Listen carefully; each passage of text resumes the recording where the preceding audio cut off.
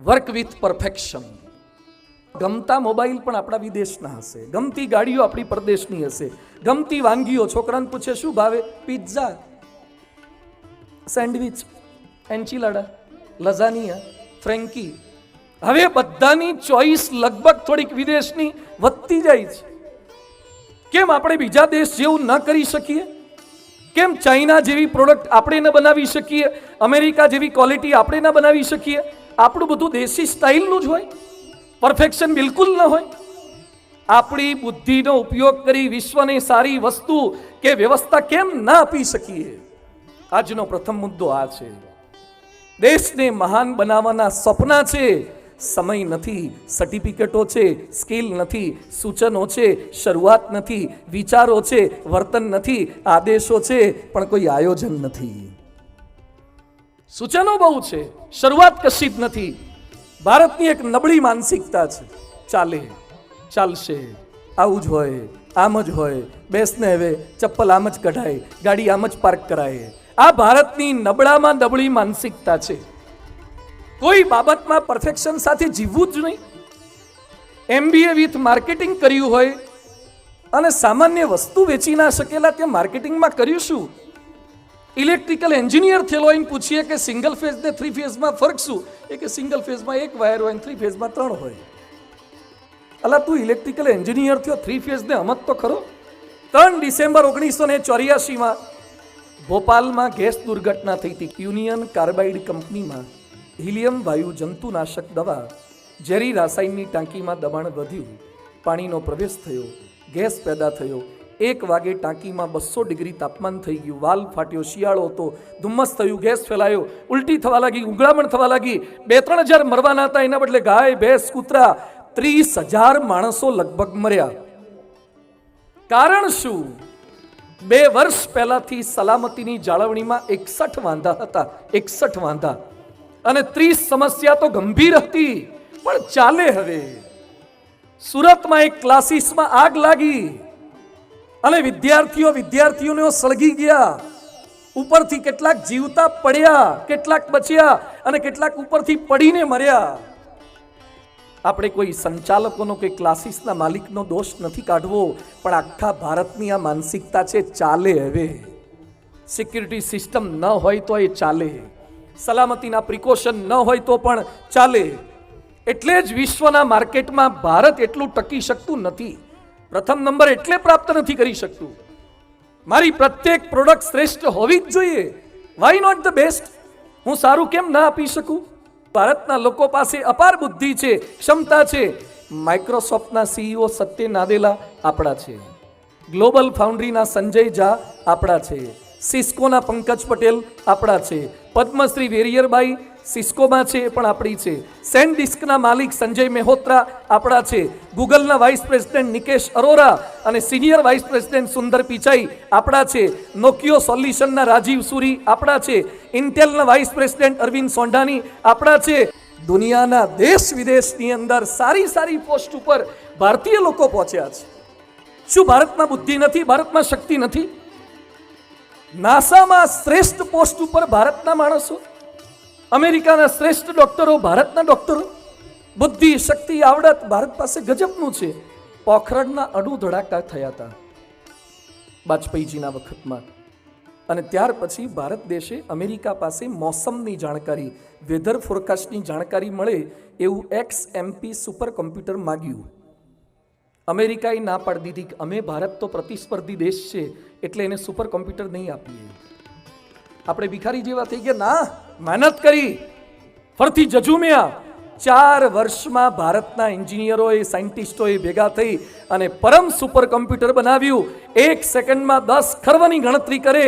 America કરતા પણ સારું, અમેરિકા કરતા અડધી કિંમતે અને અમેરિકા કરતા અડધા સમયમાં બનાવ્યું. ભારત પાસે ક્ષમતા છે જ, ભારત પાસે બુદ્ધિ છે જ.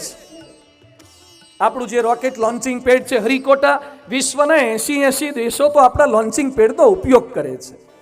કેમ ન થઈ શકે? જે ભણીએ સારું ભણીએ, ભણાવીએ સારું ભણાવીએ. Why not the best? જે કંઈ કામ કરો, તમે શિક્ષક છો, સારું ભણો ભણાવો, વિદ્યાર્થી છો, સારું ભણો, ડોક્ટર છો, સારી પ્રેક્ટિસ કરો, ઇન્ડસ્ટ્રીયલિસ્ટ છો, સારી પ્રોડક્ટ આપો. કોઈ બાબતે લેશ માત્ર કરકસર કરશો નહીં. વિશ્વના કેટલાક દેશો ચીપ આપવાની બંધ કરી દે ને તો આપણા મોબાઈલ બંધ થઈ જાય ને સોલાર સિસ્ટમ બંધ થઈ જાય. હજી કેટલીક વસ્તુ તો આપણે બનાવી નથી શકતા, કોસ્ટિંગમાં બેસતી નથી, એટલે કરી જ શકીએ જો ભારત ધારે તો.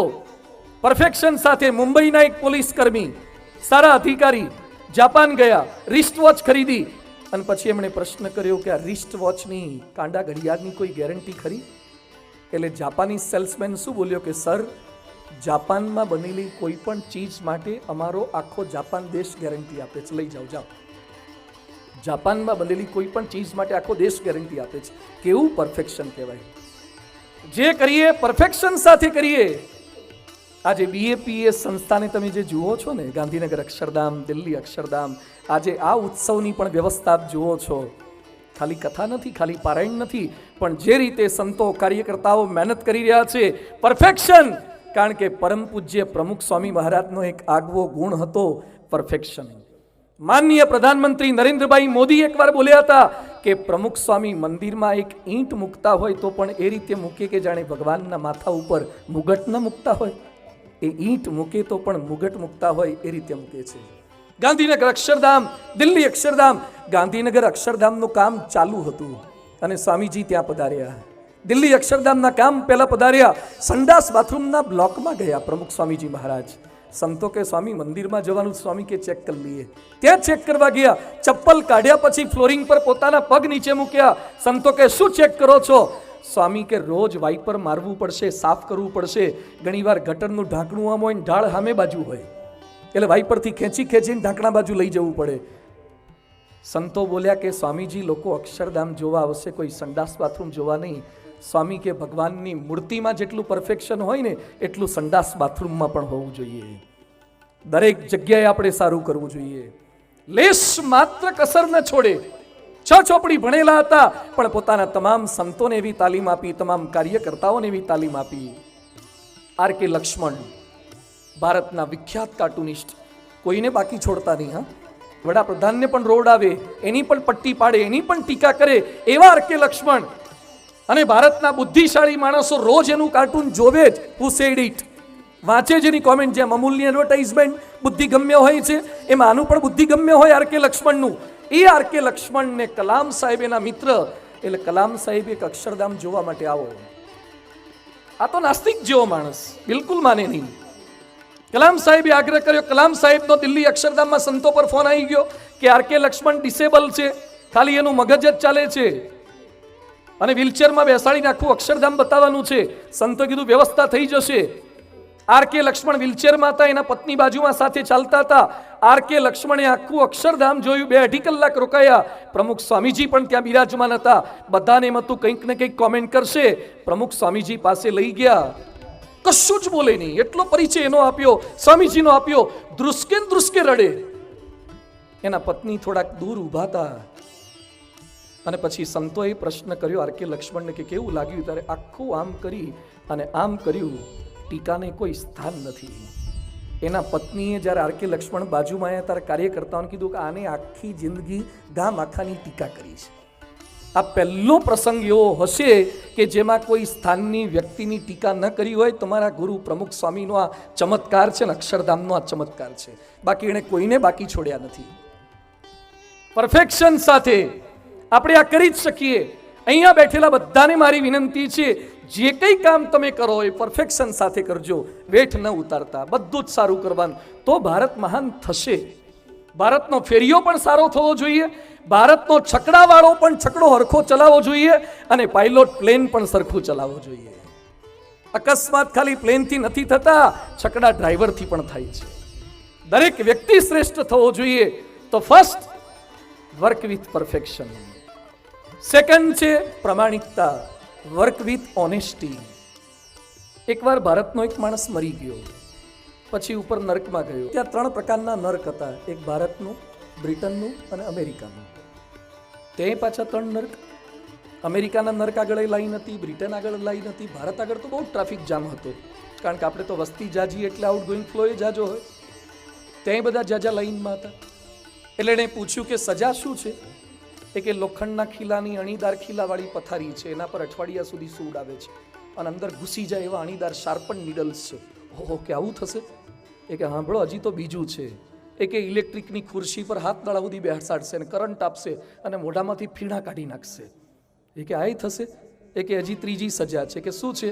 એક ભાઈ આવે છે ઇલેક્ટ્રિક હન્ટર લઈને, 100 ઇલેક્ટ્રિક હન્ટરના ફટકા ફટકારશે. ઓહો, આટલું બધું! આ કે નરક છે, અહીંયા આ જ થાય. પછી એ તો ભારતની લાઈનમાં ઊભા રહેવા ગયા, ત્યાં તો દોડી આવો આપણી લાઈનમાં ઊભા હતા. બ્રિટનવાળા આપણી લાઈનમાં, અમેરિકાવાળા આપણી લાઈનમાં. તમે તમારામાં જાઓ ને, અમારે ભારતમાં ઓલરેડી ટ્રાફિક જાજો છે, તમે તમારામાં જાઓ. તો દોડ્યા કે ના, અમે તો ઇન્ડિયાની લાઈનમાં જ ઊભા રહેવાના. ઇન્કવાયરી વિન્ડો પર પૂછવા ગયા કે ભાઈ આ લોકો અમારી લાઈનમાં કેમ ઊભા છે, ભારતના નર્કમાં સજા નથી? એટલે પેલો પૂછપરછ કચેરીવાળો બોલ્યો કે સજા તો 3-3માં સેમ છે. તો કે લોખંડના ખીલાવાળી પથારી, એ કે લાકડાનું પાટિયું વધ્યું છે, જેટલા આયા એ ખીલા કાઢી કાઢીને લઈ ગયા છે. ખીલા હલઈ કાઢીને લઈ ગયા છે. હવે લાકડાનું પાટિયું હિંચકાની જેમ કામ આપે છે. પછી કે ઇલેક્ટ્રિક વાળી ખુરશી, શોર્ટ વાળી, એ કે ખુરશી છે પણ લાઇટના ધાંધિયા છે એટલે લગભગ ઉપડતી જ નથી, એટલે ચાલુ રહેતી જ નથી. પછી કે ભાઈ ઇલેક્ટ્રિક હન્ટર વાળો ભાઈ, એ કે આવે છે પણ મસ્ટર પર સહી કરીને જતો રહે છે. ભારતમાં નીચે જે પરિસ્થિતિ હોય ને, એ નર્કમાં ઉપર એ પરિસ્થિતિ થાય છે. વર્ક વિથ પરફેક્શન અને એની સાથે સાથે વર્ક વિથ ઓનેસ્ટી. અપ્રમાણિકતા પણ ભારત વર્ષનો મોટો રોગ છે. અપ્રમાણિકતા આપણને ચોરી કરાવડાવે છે. કેવી ચોરીને કેવા અનર્થ કરાવડાવે છે. પરીક્ષામાં 6 વારે પેપર ફૂટે, નાની મોટી પરીક્ષાઓના પેપર ફૂટે. અરે વિદ્યાર્થીઓ 6 મહિનાને વર્ષથી તૈયારી કરી રાખી હોય, એ બિચારાની દશા શું થાય? પરીક્ષાના પેપર પ્રત્યે વફાદાર ન રહી શકે, ચોરી કરે, કરાવડાવે. પૈસો શું કરાવડાવે છે? ગુજરાતનો એક છોકરો, ગુજરાતનું માથું નીચું થઈ જાય એવી ઘટના થોડાક મહિના પહેલા બની છે. ભારતીય આર્મીમાં, સૈન્યમાં, ફિરોજપુર કેન્ટમાં આઈટી સેલમાં ફરજ બજાવતો હતો. હમણાં એ પકડાયો. ભારતની ખાનગી માહિતી ISISને આપતો હતો, પાકિસ્તાનને.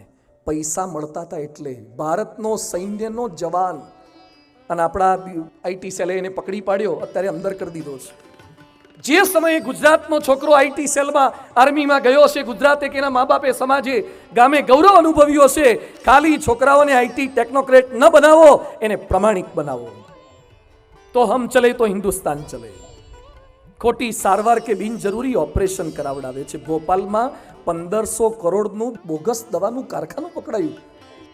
ચોકનો ભૂકો, કાથો ને ચૂનો કેપ્સ્યુલોમાં ફિટ કરતા હતા. 1500 કરોડનું બોગસ દવાનું કૌભાંડ. બોમ્બેમાં એક નાટક ભજવાયું. નાટકનું નામ હતું શું ડોક્ટર તમે પણ? બીજા તો ગેરકાયદેસર ખોટા ધંધા કરે, તમે પણ કરો. અમદાવાદના એક ડોક્ટર, હું નામ નથી બોલવા માંગતો, વાડજમાં એની પ્રેક્ટિસ, MBBS. એના ત્યાં જેટલા પેશન્ટ આવે એને કપડાં ચેક કરવાના બાને કઢાવે, એને કેમેરા ગોઠવ્યા હતા અને નગ્ન અને અશ્લીલ ફોટા પાડી અને પોર્નોગ્રાફિક વેબસાઇટને વેચતો તો. એ પકડાઈ ગયો ને અત્યારે સાબરમતીની જેલમાં છે. એને MBBS થવાનો શું અધિકાર છે? MBBS થયા પછી પોર્નોગ્રાફિક વેબસાઇટને પૈસા મળે એટલે લોકોના ખરાબ ફોટોગ્રાફ ક્યાં વેચવાના? માણસ મરી ગયો હોય તો પણ મળદા ઉપર વેન્ટિલેટર ચલાવવાનું. ડોક્ટરો અને હોસ્પિટલના સંચાલકો, માલિકોને મારી વિનંતી છે, તમે સારવાર સારી કરો છો પણ મળદા ઉપર પૈસા ના લેતા, ક્યારેય ના લેતા. સગાવાલાની ઈચ્છા હોય તો પ્રયત્ન ચોક્કસ કરજો, પણ તમને ખબર છે કે બિચારો 2-5 દિવસ ICUમાં રાખશે અને આખી 2 પેઢી સુધી નીચો વહી જશે. કોઈ પૈસા નથી ને પેલો જીવવાનો પણ નથી, તો ખોટું માર્ગદર્શન એને ના આપતા. આ પણ મોટી સમાજ સેવા છે. અપ્રમાણિકતા ખોટું કરાવડાવે છે. એક છોકરો ધોરણ 10માં 5મો નંબર, ધોરણ 12માં બોર્ડમાં 7મો નંબર, CA થયો, અત્યારે અમદાવાદની સાબરમતી જેલમાં છે. 10માં બોર્ડમાં નંબર, 12માં બોર્ડમાં નંબર, CA થયો. ક્રિકેટના સટ્ટામાં પકડાયો. ખાલી બોર્ડના નંબર કામ નહીં લાગે, પ્રમાણિકતા શીખવાડવાની છે. અપ્રમાણિકતા અભ્યાસમાં થાય છે. અપ્રમાણિકતા પૈસા માટે બિઝનેસમાં થાય છે. ખોટા ખર્ચા, ખોટા બાંધકામ ને નબળા બાંધકામ કેવા થાય છે? સારંગપુરમાં મેં સંતો હતા ને, ત્યારે બાજુના એક ગામમાંથી ફોન આવ્યો કે સ્વામીજી, ગામમાં એક ટાંકી બનાવી છે તો ઉદ્ઘાટન માટે તમારે આવવાનું છે. એ દિવસે સવારે અમે નીકળવા જતા હતા, ત્યાં સામેથી ગામમાંથી મુખિયાનો ફોન આવ્યો કે ના આવતા. એટલે સંતોએ કીધું કેમ ના આવતા? મુહૂર્ત બદલ્યું છે? ના, કે બંધ રાખ્યું છે. કેમ બંધ રાખ્યું? એ કે ઉદ્ઘાટન પહેલા ટાંકી હેઠી પડી ગઈ. ઉદ્ઘાટન પહેલા ટાંકી હેઠી પડી ગઈ. ઉદ્ઘાટન પહેલા કેટલાક પુલ હેઠા પડી જાય છે, પાટિયા હેઠા આવી જાય છે. બાંધકામમાં ખબર નથી પડતી, બધાને ખબર પડે છે. કેમ આટલા બધા ગાબડા રોડ પર પડી જાય છે? નર્યો ભ્રષ્ટાચાર છે, એટલે આ પરિસ્થિતિ ઊભી થાય છે. કેમ દેશ સાથે ચેડા કેમ તમે કરી રહ્યા છો? એક સારો રોડ તમે ના આપી શકો, જે